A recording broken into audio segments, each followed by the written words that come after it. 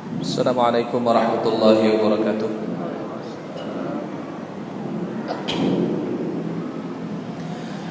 Alhamdulillahirabbil alamin. Wa usalli wa usallim ala khairi khalqillah Muhammad ibn Abdillah wa ala alihi wa ashabihi wa man wala. Qala Allah Ta'ala fil Qur'anil Karim, Inna Allaha yuhibbut tawwabin wa yuhibbul mutatahhirin. Wa qala Nabi sallallahu alaihi wasallam, At-tahuru syatrul iman. Wa qala fi haditsin akhar, man tawadda'a fa ahsana wudu'a kharaja khatayahu min jasadihi. Amma ba'du. Alhamdulillah, bersyukur kita kepada Allah Subhanahu wa taala. Shalawat dan salam kepada Nabi kita Rasulullah Muhammad sallallahu alaihi wasallam serta keluarga dan para sahabat-sahabat beliau.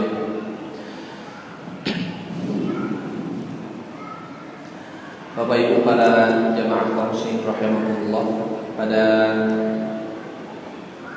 malam hari ini kembali kita berkumpul dalam majelis ilmu. Semoga Allah Subhanahu wa taala berikan kemudahan dalam mempelajari ilmu agama. Dan pada pertemuan malam hari ini kita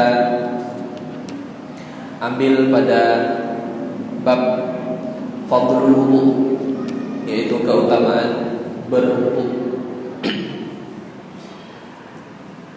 Ada beberapa hadis-hadis Nabi sallallahu alaihi wasallam yang akan kita bahas pada malam hari ini tentang fadilah al-wudu, keutamaan berwudu.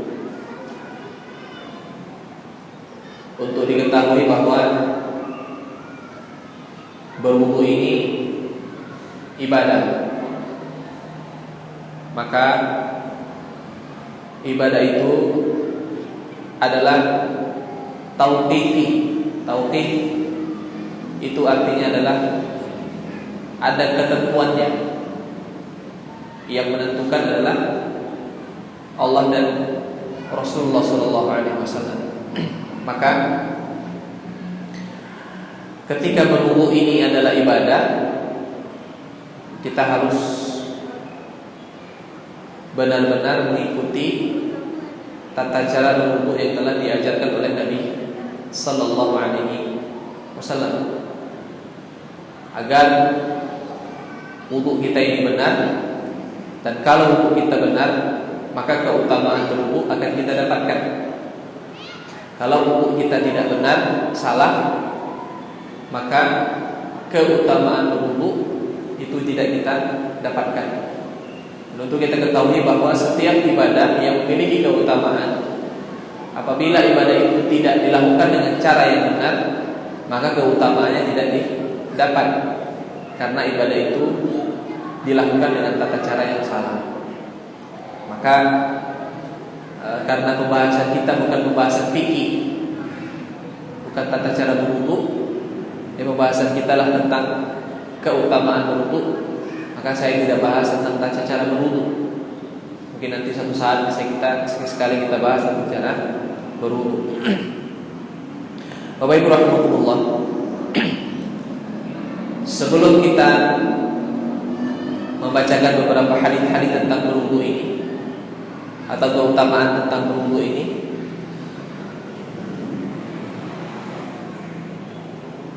ada beberapa keadaan-keadaan yang disunahkan kita untuk berwudu. Ya, beberapa keadaan-keadaan disunahkan bagi kita untuk berwudu. Hukumnya sunnah. Kalau kita tidak berwudu pada keadaan-keadaan yang akan kita sebutkan ini ada 6 ya.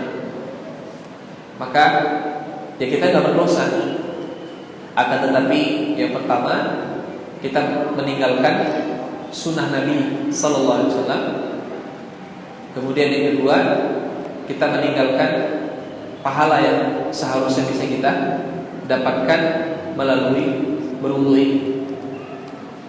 Apa keadaan-keadaan yang disunahkan bagi kita untuk berwudu? Yang pertama adalah ketika membaca Al-Quran. Dalam hadis Nabi Shallallahu Alaihi Wasallam, Nabi Shallallahu Alaihi Wasallam pernah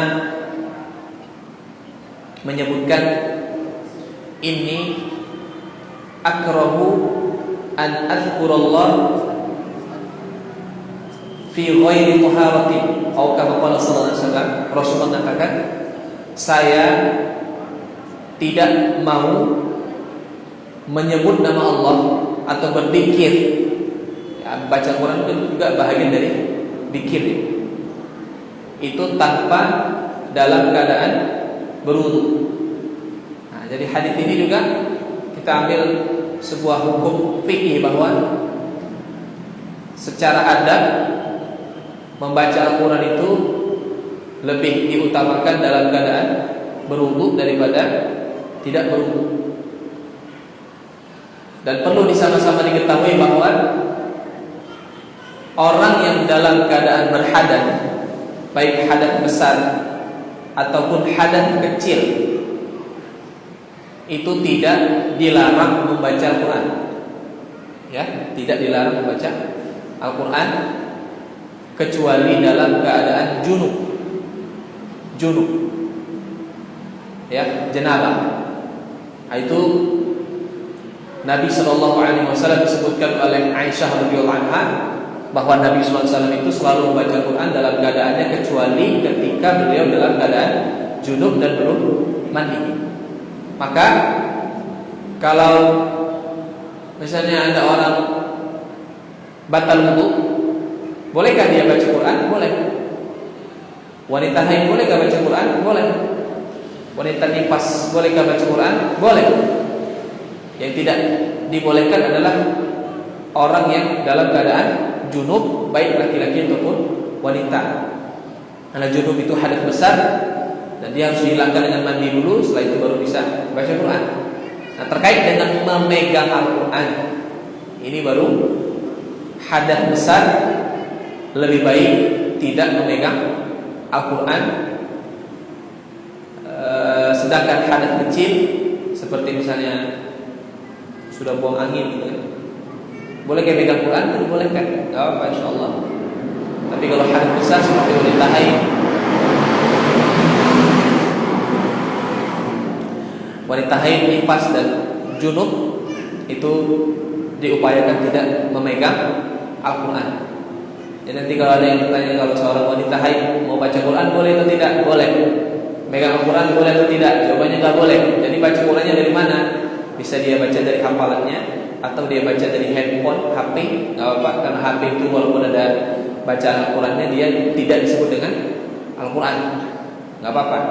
Atau dia baca Quran yang ada terjemahannya, dia pegang, itu juga tidak masalah. Jadi yang pertama adalah bahwa disunahkan bagi kita untuk membaca Al-Quran dalam keadaan berwudu. Kemudian yang kedua, kapan disunahkan kita berwudu? Disunahkan kita berwudu ketika setiap kali mau sholat 5 waktu, walaupun dalam keadaan masih suci, kecuali ada kecualinya. Kecuali ada beberapa sholat yang memang disunahkan bagi kita untuk tidak pulang dan tidak keluar dari masjid sambil menunggu waktu sholat yang berikutnya. Nah, ini saya rincikan sedikit. Disebutkan dalam hadis dari Al-Bukhari bahwa Nabi sallallahu alaihi wasallam disebutkan, kan Rasulullah sallallahu alaihi wasallam yatawaddau min kulli salatin. Nabi sallallahu alaihi wasallam itu setiap kali mau salat, salat 5 waktu maksudnya, beliau berwudu. Ya, setiap kali mau salat beliau berwudu. Nah, hadis ini secara zahirnya menjelaskan kepada kita bahwa setiap sholat 5 waktu walaupun masih ada wudu itu disunahkan untuk berwudu, kecuali ada kecualinya. Kecuali kalau kita setelah selesai sholat tidak keluar dari masjid sambil menunggu waktu sholat yang berikutnya, maka kita tidak perlu mengulang wudu. Kenapa? Karena Nabi Shallallahu Alaihi Wasallam mengajarkan kepada kita suatu amalan yang kalau dilakukan amalan ini akan menghapus dosa-dosa kita. Yang kedua, menambah pahala kita. Yang ketiga, didoakan oleh malaikat. Saya ulangi lagi, Nabi SAW mengajarkan satu amalan kepada kita, yang kalau kita amalkan amalan ini, yang pertama, dosa-dosa kita dihapus oleh Allah Ta'ala. Yang kedua, kita ditambah pahala oleh Allah Subhanahu Wa Ta'ala. Kemudian yang ketiga adalah didoakan oleh malaikat. Bahkan yang keempat, ada tambahan satu lagi. Bahkan yang keempat adalah duduknya kita itu dihitung kita mendapat pahala sholat. Apa amalan itu? Yaitu apa yang disebut dengan menunggu waktu sholat di dalam masjid, tidak batal wudu sampai waktu sholat yang berikutnya. Dalam hadis Nabi SAW beliau mengatakan bahwa wa huwa fi salatin ma damatis salat tahbisuhu ma lam yuhdits. Orang yang duduk di masjid setelah selesai sholat dan dia menunggu sholat yang berikutnya, selagi dia tidak batal wudu, maka pahalanya Allah tulis dia sedang sholat. Ya, seperti bapak ibu-ibu di sini kan, tadi kita sholat maghrib dan terus kita di sini duduk sambil mendengarkan ilmu, kemudian kita menunggu waktu sholat yang berikutnya. Maka duduknya bapak ibu sekarang ini dengan syarat satu, belum batal wudu, maka duduknya bapak ibu ini dihitung pahalanya sama seperti sedang sholat sampai nanti waktu sholat isya. Maka dari sini para ulama mengatakan dibolehkan bagi orang yang duduk di masjid setelah selesai sholat menunggu waktu sholat yang berikutnya, apabila dia sesak buang angin, itu dibolehkan baginya untuk ditahan. Jadi buang angin itu boleh ditahan selagi nggak keluar. Dia bisa merasakan keluar atau enggak kita sendiri, ya. Jadi selagi tidak keluar, walaupun berkali-kali, 2-3 kali sesak kita tahan, maka nggak apa-apa, nggak ada masalah. Nah itu dibolehkan. Jangankan di luar sholat, saat sedang sholat pun dibolehkan bagi kita untuk menahan buang angin, ya, selagi tidak terlalu berat, gitu ya. Nah jadi kembali kepada poin kedua, bahwa disunahkan bagi kita setiap kali mau sholat itu memperbaharui wudu kita. Nanti ada pertanyaan, sebetulnya makan itu membatalkan wudu nggak sih? Ya, mana tahu biasanya kajian-kajian gini kan ada apa namanya, snacknya. Kalau di sini nggak ada ya. Ya insya Allah nanti sekali-sekali mudah-mudahan ada yang bagi-bagi snack. Nah, makan dan minum, mungkin makan-makan yang ringan, batal nggak wudu? Hah? Enggak. Apa dalilnya? Apa dalilnya yang menyatakan makan enggak batal wudu? Senyum-senyum kalau ditanya dalil. Dalilnya enggak ada. Enggak ada dalil. Ya betul.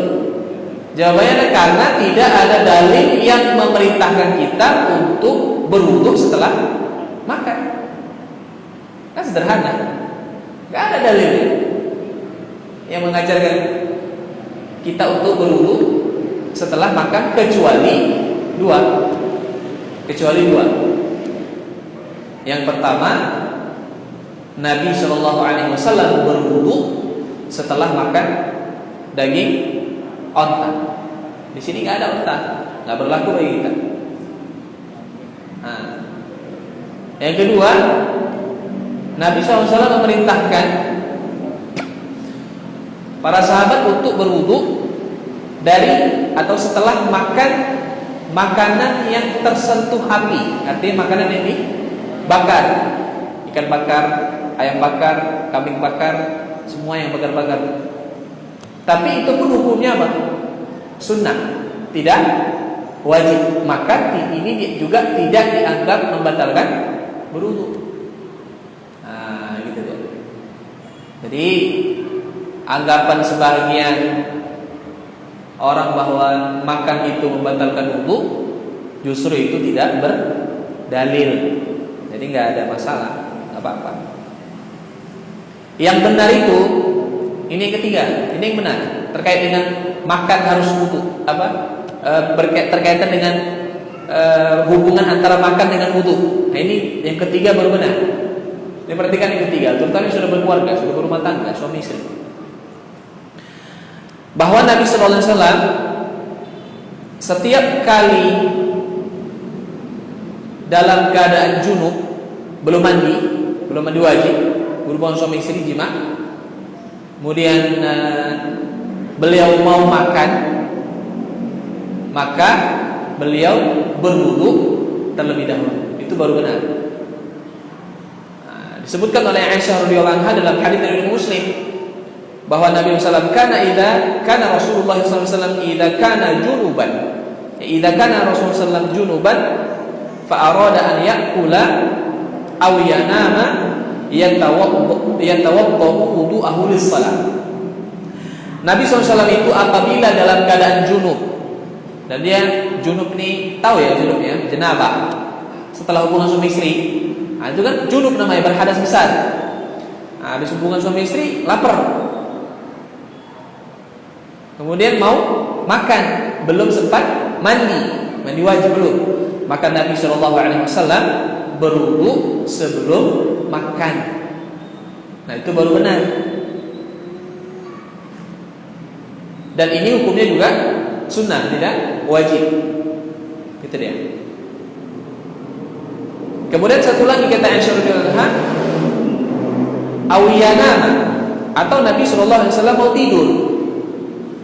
Nah, kalau misalnya mau tidur dalam keadaan junub, maka beliau SAW itu berwudu. Jadi yang ketiga, kita disunahkan untuk berwudu ketika junub dan kita ingin makan atau ingin tidur. Kemudian yang keempat, kapan disunahkan kita berwudu? Disunahkan kita berwudu yang keempat adalah sebelum mandi wajib. Sebelum mandi wajib, baik mandi wajib dari junub atau wanita dari haid atau dari nifas. Dan ini hukumnya sunnah, ya.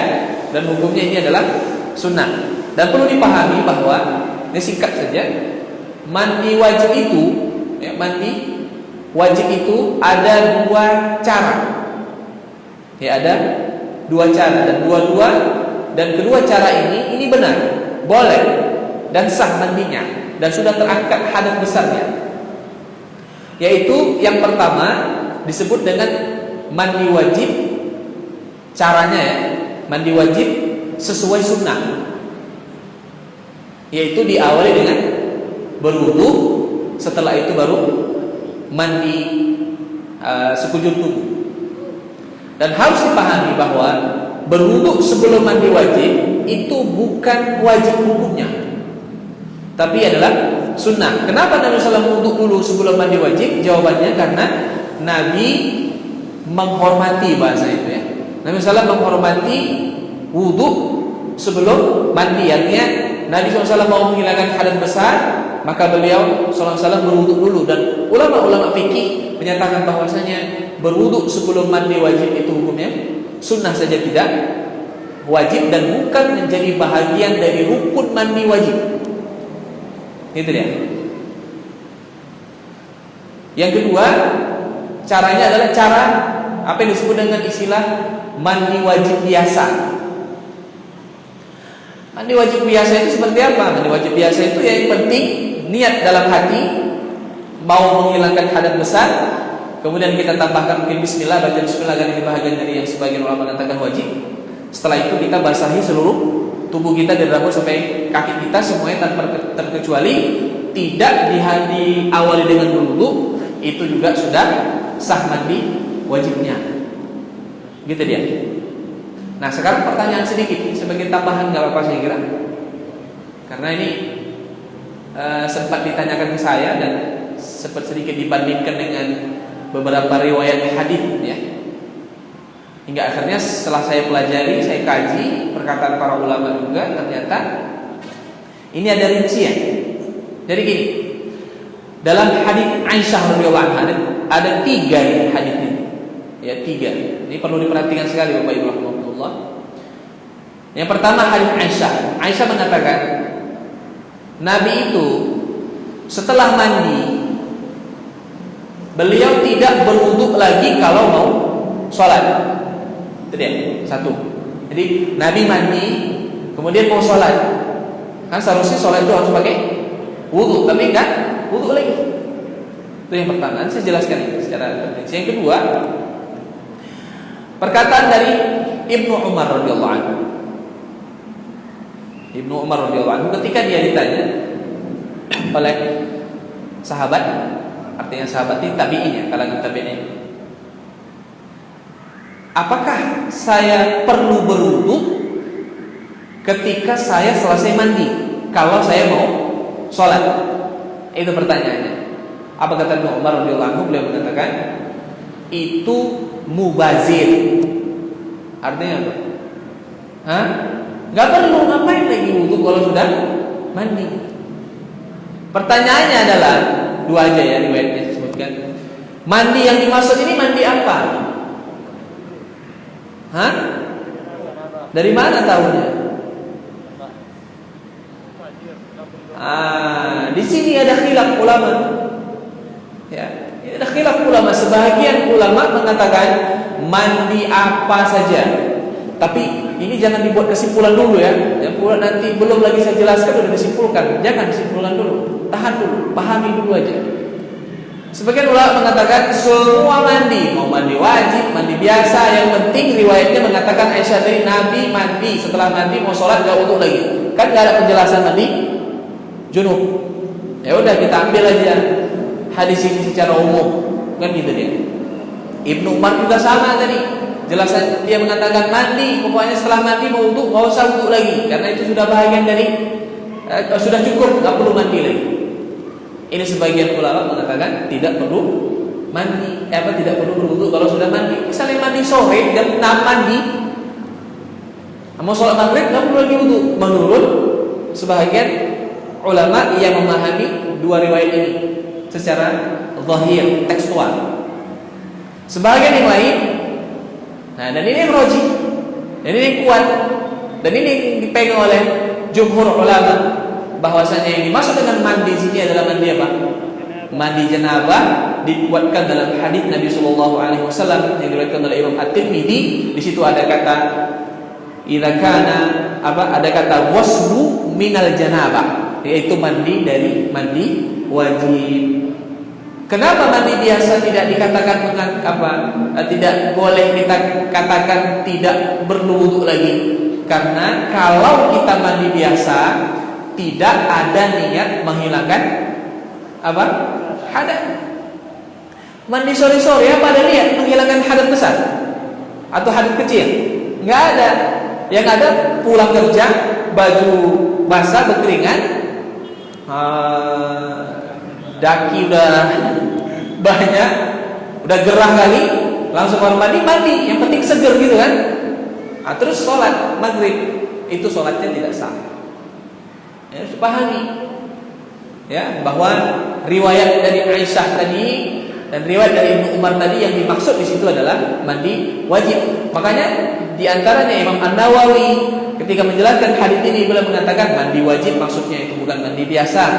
Ibnu Qudamah juga salah seorang ulama dari kalangan mazhab Hambali. Kalau Imam An-Nawawi kan dari kalangan Syafi'i.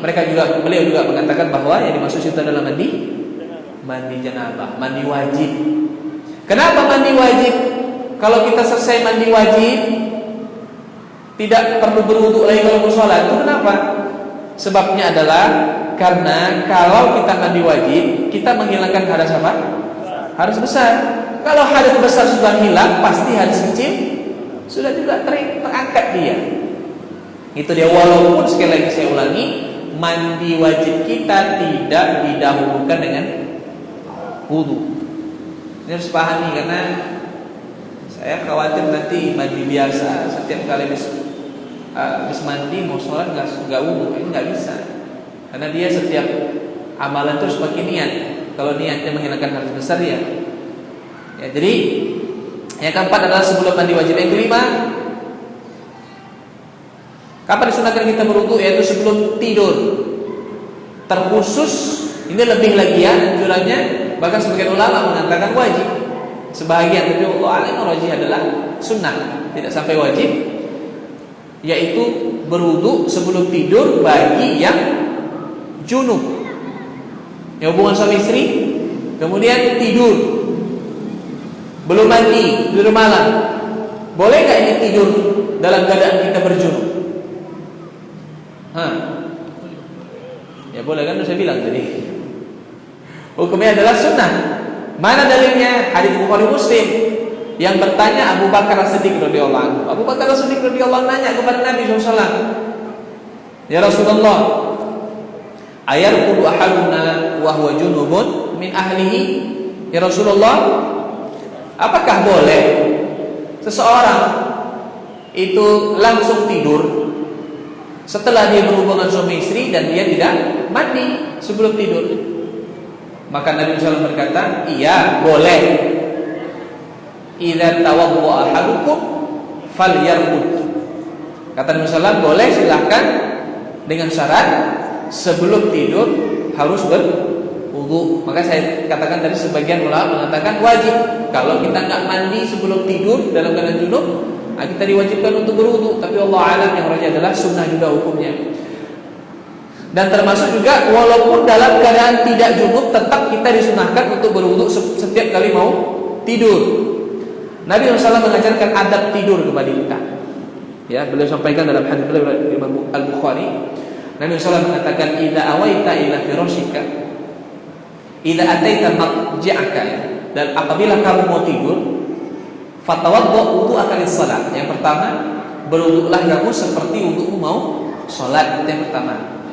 Kemudian yang kedua, thumma taji' ala shaqqikal ayman.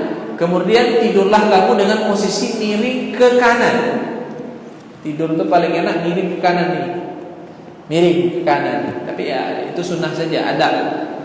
Kenapa Nabi mengajarkan kita tidur miring ke kanan, tidak tidur miring ke kiri? Nah, sebagian ulama mengatakan penjelasannya adalah karena jantung kita itu posisi di kiri. Kalau kita tidur miring ke kiri, maka jantung kita itu posisinya sangat nyaman dia. Jantung ini nempel di anggota tubuh yang lain, dan akhirnya tidurnya itu terlalu nyenyak. Jadi payah bangun malam dan susah terjaga dari suara-suara atau kejadian-kejadian itu. Nyenyak kali tidurnya. Tapi kalau dia miring ke kanan, jantung tadi itu gantung dia. Makanya orang yang dia membiasakan dia tidur miring ke kanan, insya Allah dia gampang bangun sholat malam. Itu sebab kenapa Nabi SAW membiasakan tidur dalam keadaan posisi miring ke kanan. Yang keenam, terakhir, kapan seseorang itu disunahkan atau dalam keadaan apa kita disunahkan untuk berwudu? Yaitu ketika, ini khusus orang-orang yang sudah berumah tangga, yaitu ketika mengulang hubungan suami istri, maka disunahkan untuk berwudu sebelum dia mandi. Ini beberapa keadaan disunahkan bagi kita untuk berwudu. Bapak Ibu rahimakumullah, itu tentang keadaan-keadaan dan waktu-waktu disunahkan kita berwudu. Saya sebutkan satu hadis saja, insyaallah nanti pertemuan yang akan datang kita akan sambung lagi. Nanti saya sediakan waktu 10 menit untuk tanya jawab. Silahkan disiapkan pertanyaannya. Hadis Nabi SAW riwayat Imam Muslim. Ini banyak faedah yang bisa kita ambil dari hadis ini tentang keutamaan berwudu. Anna Rasulullah sallallahu alaihi wasallam atal maqbarah. Suatu hari Nabi sallallahu alaihi wasallam berziarah ke kuburan, ziarah kubur. Dan ini menjadi dalil bahwasanya kita disunahkan berziarah kubur. Kita disunahkan untuk berziarah kubur. Bapak Ibu rahimakumullah, semakin sering kita ziarah kubur itu semakin bagus, karena ziarah kubur itu mengingatkan kita kepada kematian. Ingat, ziarah kubur jangan setahun sekali menjelang Ramadan saja. Berarti hati kita nanti keras tuh. Para ulama mengatakan ketika kamu sudah dapatkan hatimu sudah mulai keras, ketika kamu sudah merasa dirimu jauh dari Allah Ta'ala, sudah malas beribadah, maka datangilah kuburan. InsyaAllah hatimu akan kembali lembut, dan insyaAllah kamu akan kembali disadarkan oleh Allah Ta'ala untuk dekat kepada Allah dan banyak beribadah. Sering-sering ziarah kubur. Kemudian Nabi SAW berkata, Assalamualaikum daraqaumil mu'minin. Nabi mengucapkan Assalamualaikum. Berarti Nabi mengucapkan salam kepada orang yang sudah meninggal. Pertanyaan saya, apakah orang yang meninggal tadi dengar salamnya kita? Tahu dari mana? Pernah nanya? Dalilnya ada apa dalilnya? Ya sederhana saja. Kalau mereka tidak mendengar, ngapain Nabi SAW mengucapkan Assalamualaikum? Itu aja. Dan sebuah riwayat menyebutkan bahwa Nabi SAW mengatakan orang yang di kuburan itu, ya, ketika ada orang yang mengucapkan Assalamualaikum pada ahlul kubur tadi, maka Allah mengembalikan ruhnya ke jasadnya, tapi bukan berarti hidup. Allah kembalikan ruhnya ke jasadnya untuk menjawab salam orang yang mengucapkan tadi. Hanya saja kita nggak dengar. Kalau kita dengar nggak berani lagi ziarah kubur. Assalamualaikum ya ahli kubur. Salam.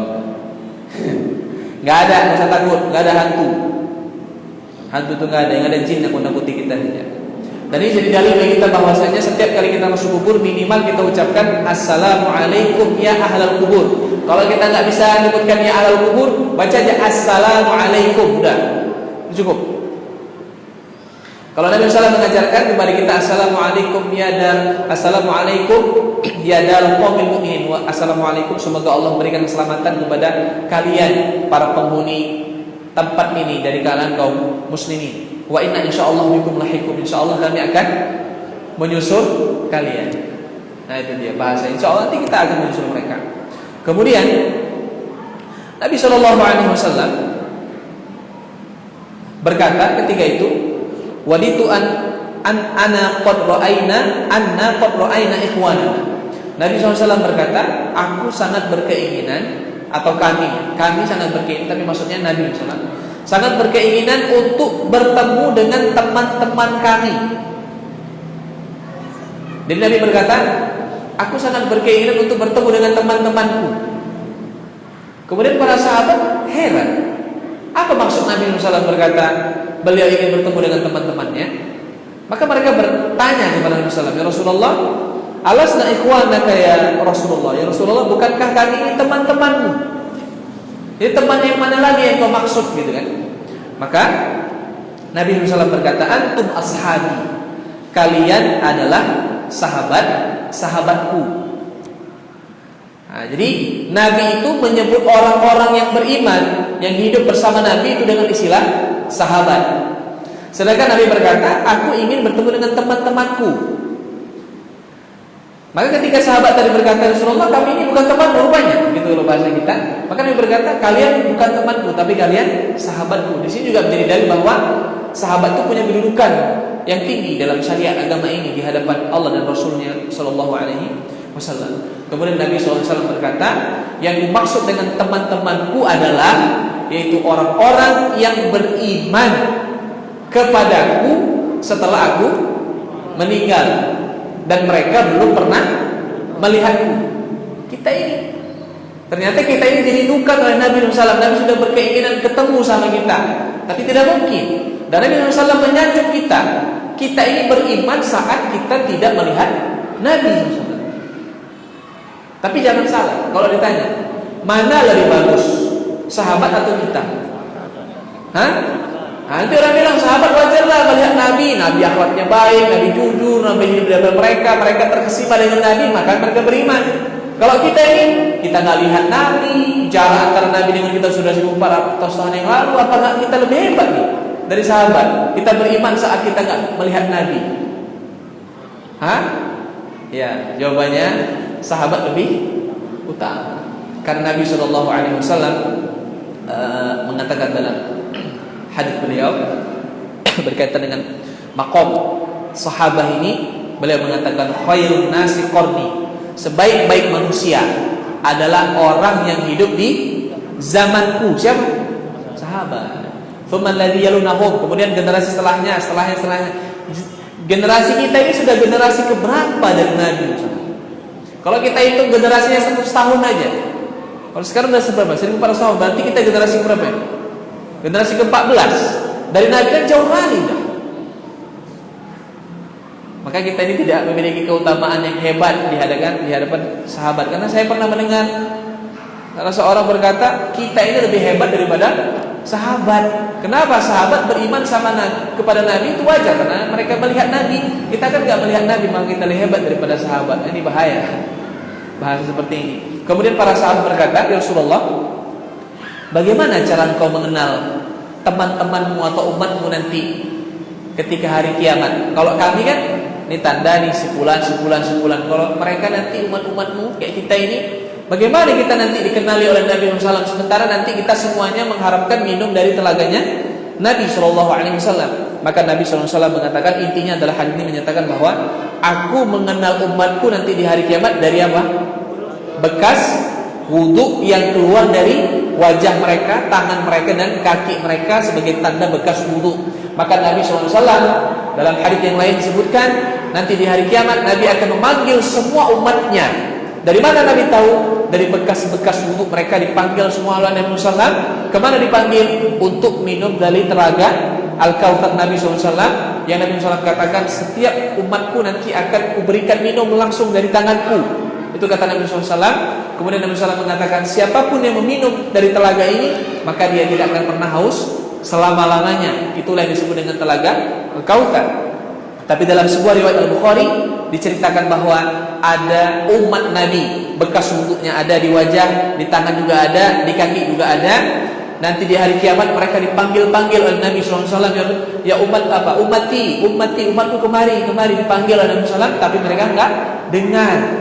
Seolah-olah ada penghalang antara mereka dengan Nabi SAW. Bahkan Nabi teriak-teriak mengulang-ulang, dipanggil berulang-ulang, mereka enggak datang-datang, dan mereka tidak mendengar panggilan Nabi.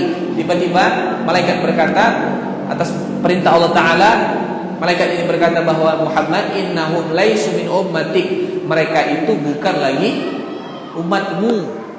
Sementara bekas wudhunya ada, tapi disebut dengan istilah bukan lagi umatmu. Kenapa? Karena engkau tidak tahu apa yang mereka lakukan setelah kamu wafat. Enggak tahu apa yang kamu lakukan, apa yang mereka lakukan setelah kamu wafat. Sebagian ulama mengatakan maksudnya adalah mereka itu melakukan perbuatan-perbuatan bid'ah.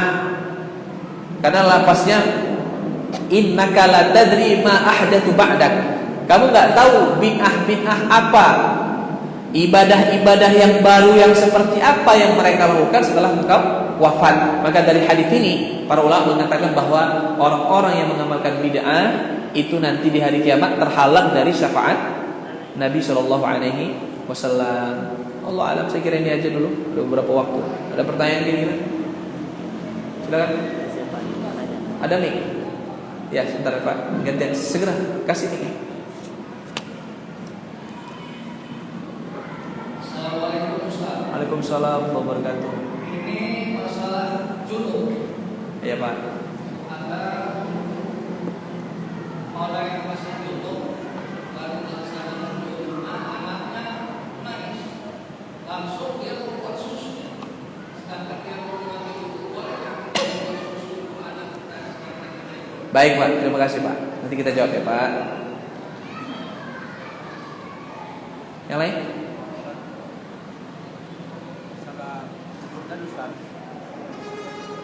Ini dulu Pak, nanti dikit ya. Assalamualaikum. Bolehkah kita lakukan mandi junub tanpa sebab harus kita ke Ramadan atau mandi basah? Misalkan jika kita mau berenang di sholat Jumat, mandi wajib.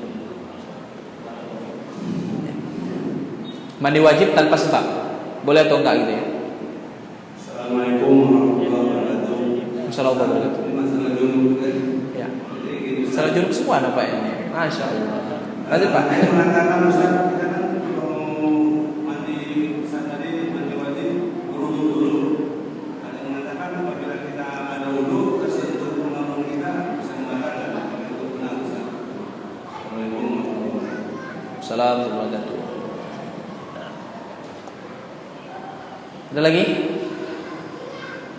Ibu-ibu ada? Mungkin ditulis ibu-ibu.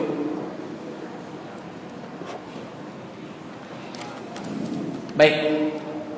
Kita jawab dulu, mungkin sambil menunggu pertanyaan yang lain. Terkait dengan dalam keadaan junub, misalnya membuatkan makanan untuk anak, tapi dalam keadaan junub, boleh atau tidak? Ini sama seperti pertanyaan Pak, ada ibu-ibu yang nanya gini, Ustaz, apakah benar wanita yang junub malam hari sebelum dia mandi wajib, dia tidak boleh masak untuk sahur? Ya, ini banyak pertanyaan seperti ini. Jadi ibu-ibu itu kalau udah katanya bulan Ramadan malas hubungan suami istri, kenapa? Dia harus mandi tengah malam jam 3 mandi sebelum dia masak untuk sahur, karena dianggapannya kalau belum mandi tidak boleh masak untuk sahur. Ini tidak benar. Maka sederhananya Pak, kalau hanya sekedar buat makanan untuk anak itu dibolehkan. Ya, boleh, nggak apa-apa. Jangankan buat makanan, makan pun boleh. Walaupun belum mandi, tapi disunahkan berwudu. Gitu dia. Kitanya yang makan, kalau buatkan makanan orang nggak ada masalah, karena kita kan nggak najis ini, tubuh kita kan nggak najis. Jadi atas dasar apa? Kenapa wanita yang junub di malam hari dia nggak boleh menyiapkan makanan untuk sahur keluarganya sebelum dia mandi? Atas dasar apa? Sementara tubuhnya tidak najis. Gitu dia. Itu yang pertama ya. Kemudian yang kedua, mandi wajib tanpa sebab. Apa hukumnya? Boleh atau tidak? Ya boleh-boleh aja. Tapi statusnya tidak mengangkat hadas besar, karena abang sedang tidak berhadas besar. Nah, gitu. Jadi kalau kita dalam keadaan tidak berhadas besar, ya tidak usah kita niatkan diri untuk mandi wajib. Gitu aja. Kecuali hari Jumat memang disunahkan untuk mandi seperti mandi wajib, karena dia mengatakan man ghassala yaumal jum'ati ghusl janabah. Siapa yang mandi pada hari Jumat, mandinya seperti mandi junub, mandi wajib. Berarti sama tata caranya, niatkan, tapi niatnya apa? Niatnya mandi sunnah pada hari Jumat, bukan mandi junub. Dia berbeda dia. Beda niat, beda hukum. Gitu. Yang ketiga, terkait dengan menyentuh kemaluan, apakah membatalkan wudu? Jawabannya ya, menyentuh kemaluan batal wudu kalau tidak ada penghalang.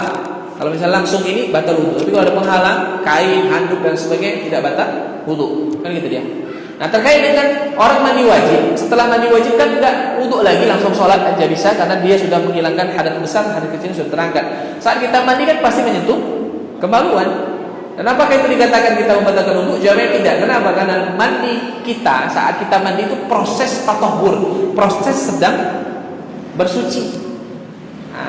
Maka para ulama mengatakan kalau kita kan gini ya, kita kan bisa tahu kapan kita mau selesai. Kalau udah mau selesai maka diusahakan tidak usah menyentuh kemaluan. Gitu ya dia. Jadi dalam prosesnya ini tidak masalah, nggak apa-apa. Kalau udah selesai baru kita tidak menyentuh kemaluan. Ya Allah. Masih ada? Terakhir ya.